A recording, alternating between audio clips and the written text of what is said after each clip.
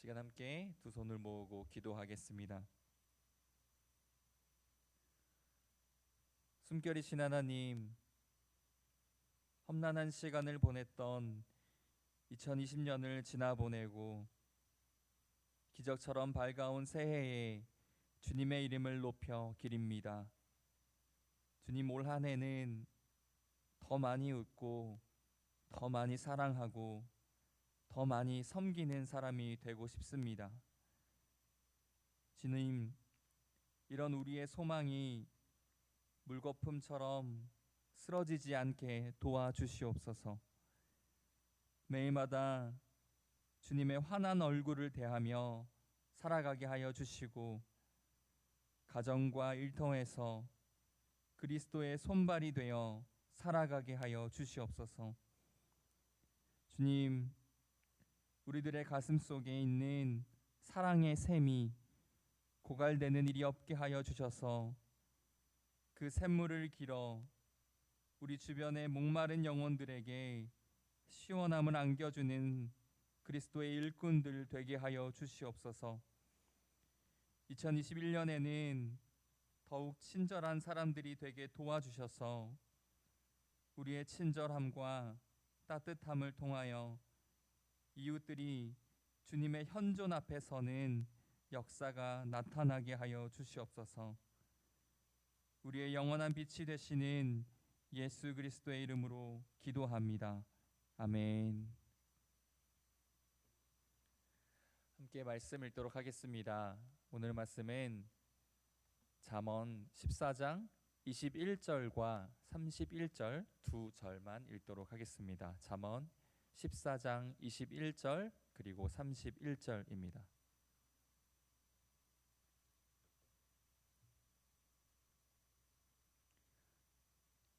다 찾으셨으면 한 목소리로 읽겠습니다. 이웃을 업신여기는 자는 죄를 범하는 자요, 빈곤한 자를 불쌍히 여기는 자는 복이 있는 자니라.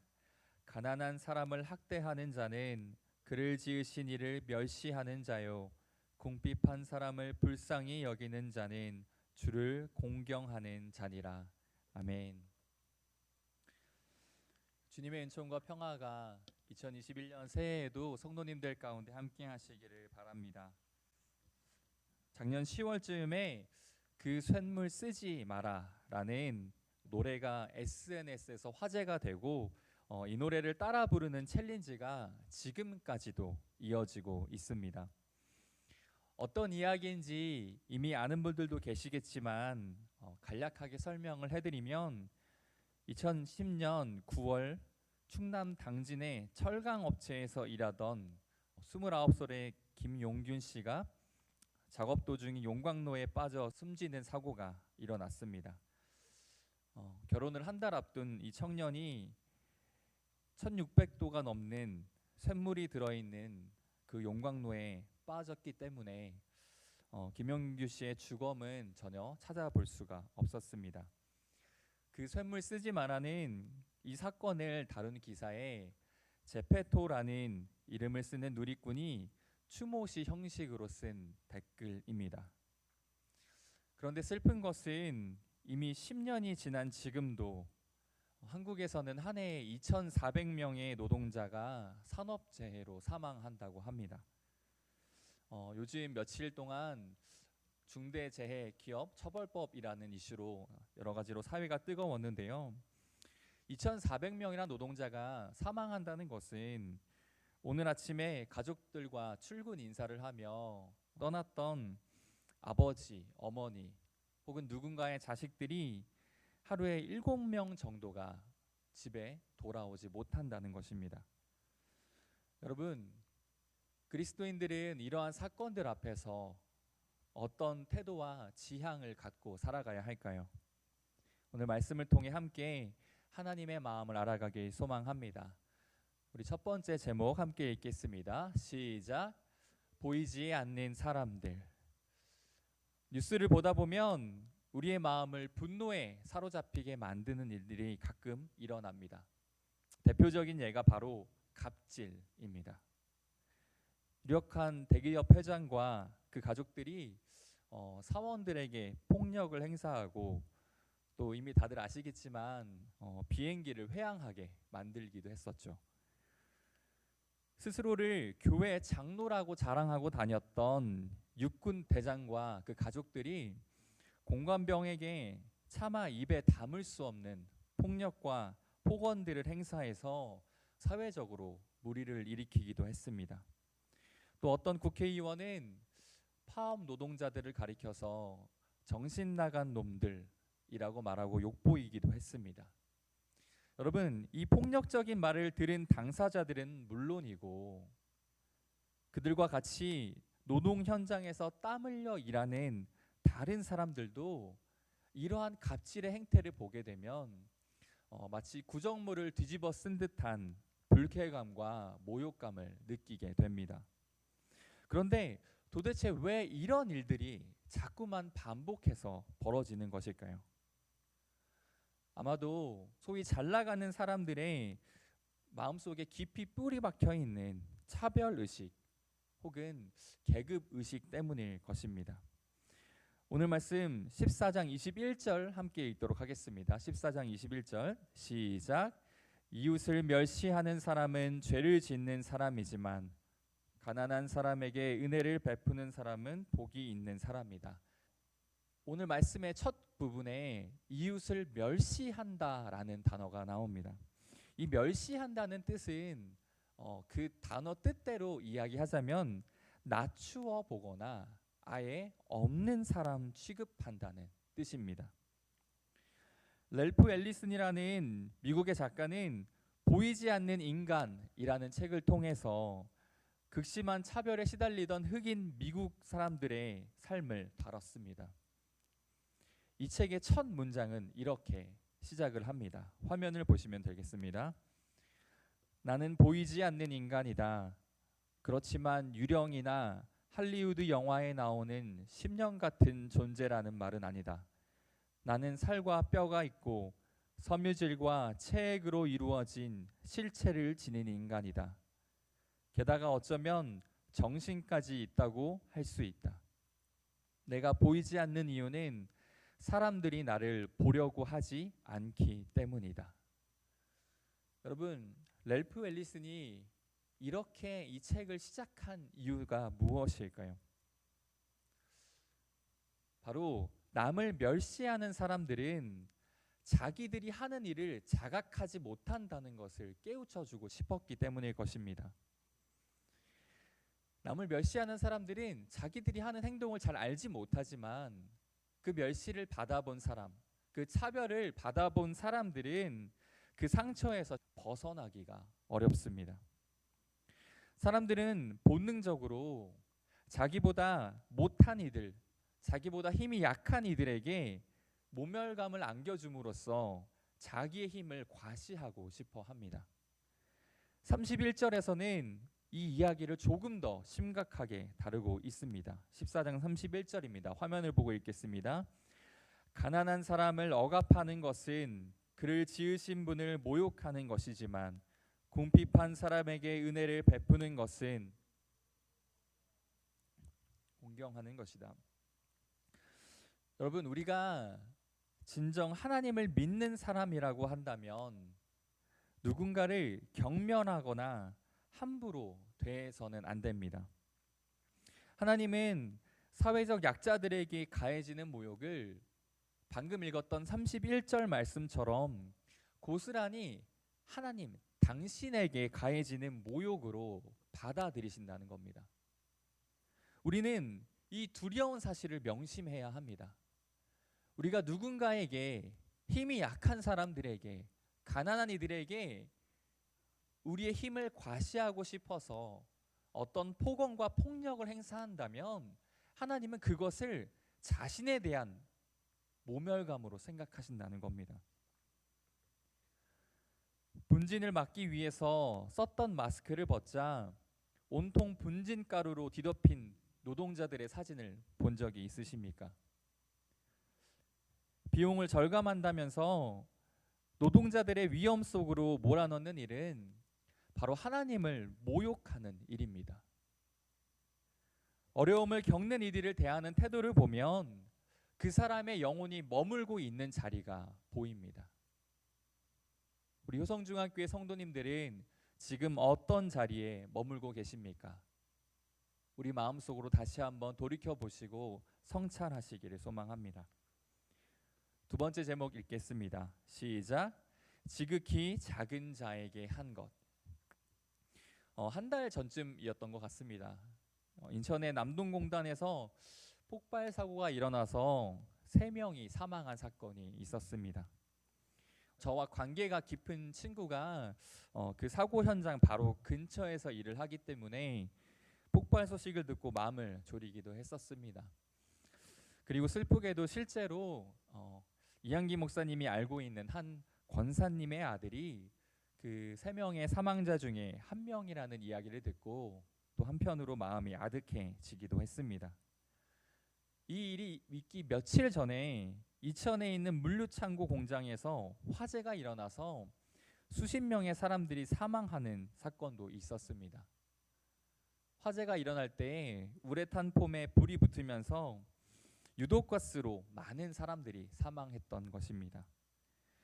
여러 가지 사건 사고 가운데 쓰러져간 분들, 그리고 가슴속에 깊은 응어리를 안고 살아갈 그 가족들에게 주님의 위로가 함께 하시기를 바랍니다.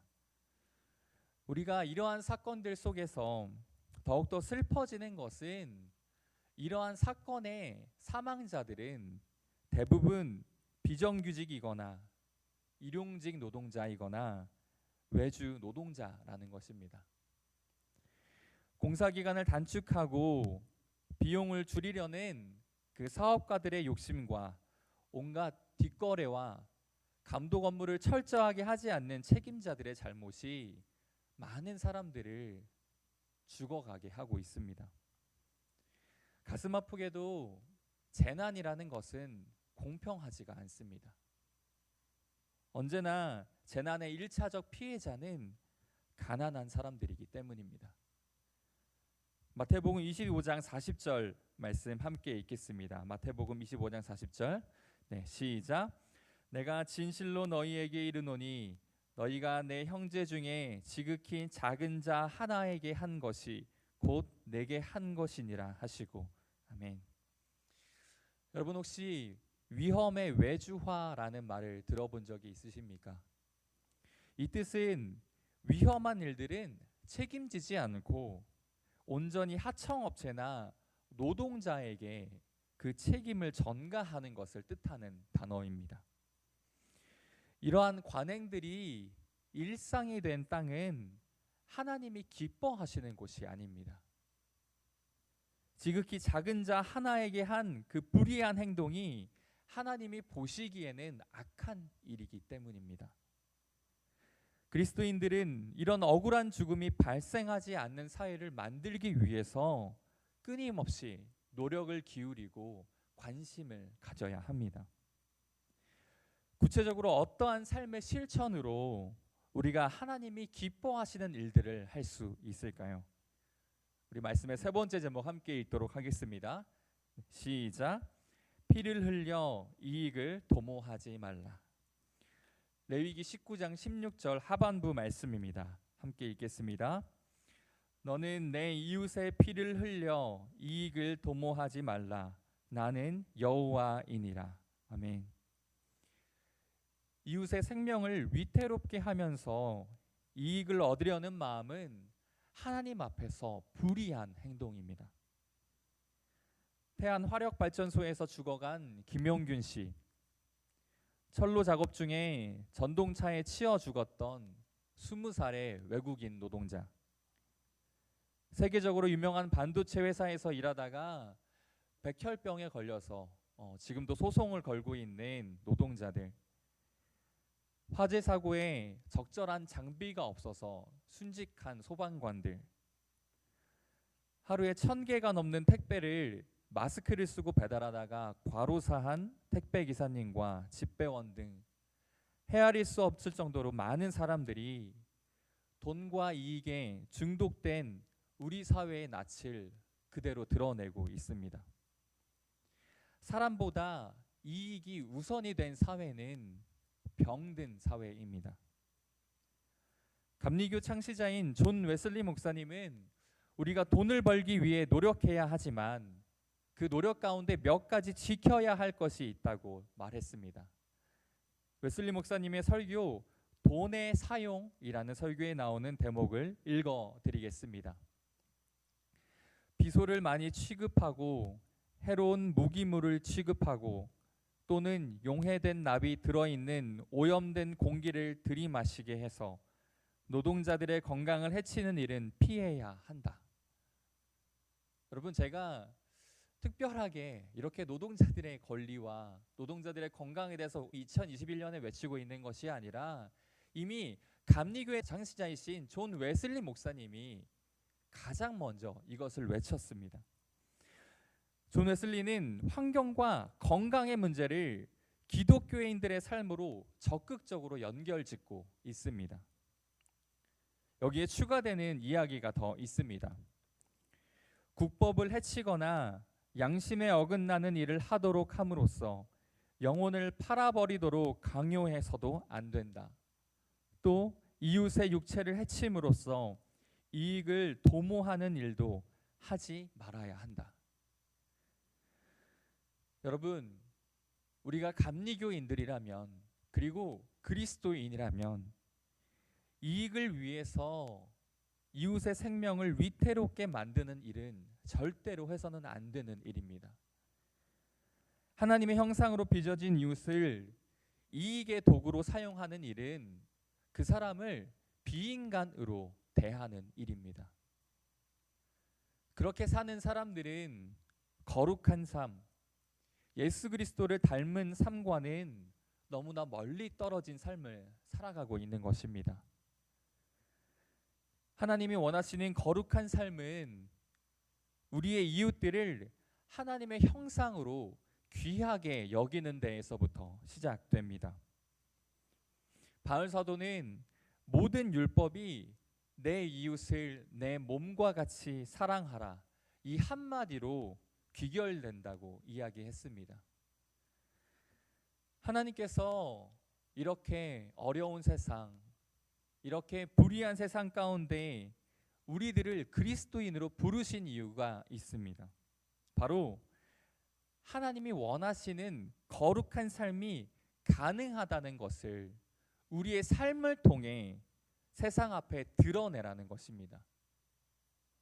비록 발걸음이 더디더라도 우리 주변의 약한 이들을 보듬어 안고 사랑으로 걷는 길을 포기하지 않는 우리 효성중앙교회 성도님들이 되시기를 소망합니다. 말씀을 마치며 오늘 설교 제목이자 시인 제페토가 쓴 그 쇳물 쓰지 마라 라는 시를 읽어드리겠습니다. 광염에 청년이 사그라졌다. 그 쇳물은 쓰지 마라. 자동차를 만들지 말 것이며 가로등도 만들지 말 것이며 철근도 만들지 말 것이며 바늘도 만들지 마라. 한이고 눈물인데 어떻게 쓰나. 그 쇳물 쓰지 말고 맘씨 좋은 조각가 불러 살았을 적 얼굴 흙으로 빚어 쇳물 부어 빗물에 씻거든 정성으로 다듬어 정문 앞에 세워주게. 가끔 엄마 찾아와 내 새끼 얼굴 한번 만져보자 하게. 시간 말씀을 기억하며 함께 기도하겠습니다. 숨결이신 하나님, 능력 있고 베풀 것이 많은 이웃과 잘 지내는 일은 어렵지 않습니다. 그러나 늘 누군가의 도움을 필요로 하는 이들과 함께 지내는 것은 너무나 고단합니다. 그들의 배고픔과 고통을 외면하기 어렵기 때문입니다. 그들의 아픔과 상처들을 감싸는 것이 버겁기 때문입니다. 그런데 주님, 이러한 우리의 모습이 강도 만난 사람을 보고도 모른 채 지나쳤던 이들과 다를 바 없음을 깨닫습니다. 무정함에 빠져 있는 우리를 긍휼히 여겨 주시옵소서. 주님, 우리와 관계하고 있는 모든 고통받는 이들에게 있는 힘껏 도움의 손길을 내밀며 하나님이 원하시는 선을 행하며 살도록 우리를 이끌어 주시옵소서. 지금도 사회의 가장 어두운 곳, 그늘진 곳으로 십자가를 지시고 묵묵히 걸어가고 계시는 예수 그리스도의 이름으로 기도드립니다. 아멘.